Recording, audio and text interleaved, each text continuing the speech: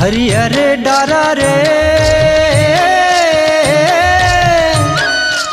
मोर मन लालू भाई। हरियर डारा रे मोर मन लालू भाई। कब आबे कब जाबे मोरी मन लारी झार। कब आबे कब जाबे मोरी मन लारी झार। अमुआ के डार मा पीपर के छामा मन बैरी तोर डहर जाय। अमुआ के डार मा पीपर के छामा मन बैरी तोर डहर जाय।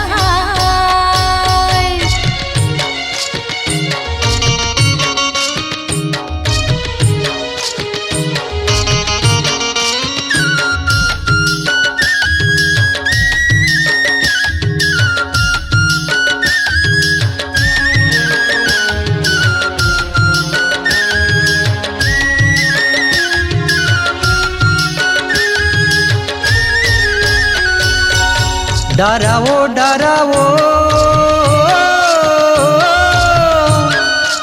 पीपर डरावो।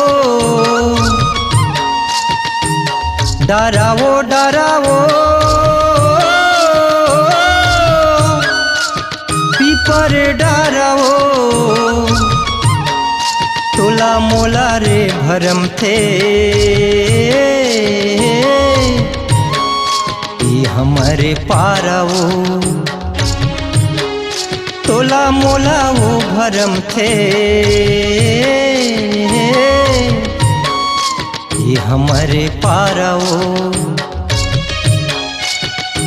अमुआ के डार मा पीपर के छामा मन बैरी तोर डहर जाय।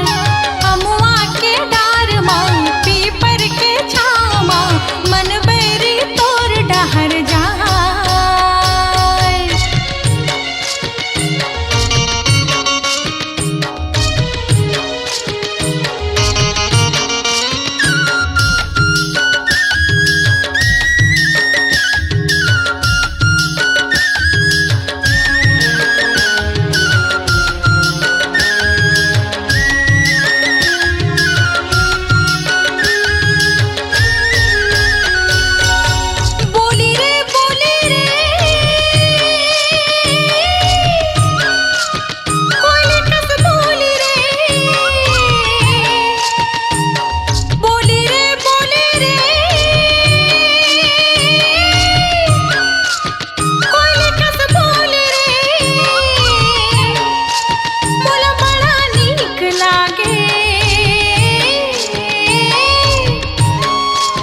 तोर मिठ बोली रे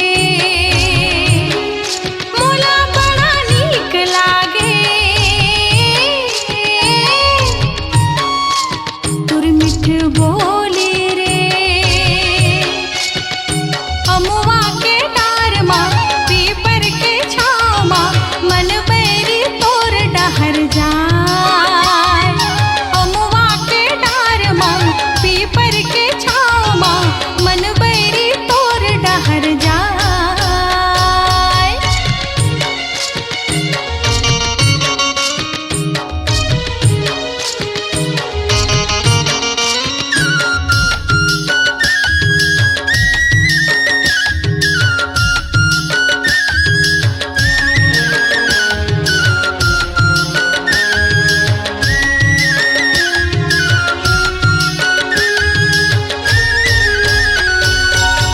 आबे वो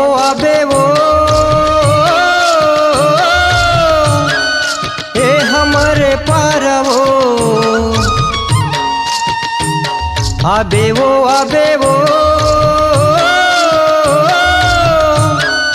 ए हमारे पारावो। तोला नरियर खवाहो लिम तरी पारावो। तोला नरियर खवाहूँ लिम तरिहा पारवो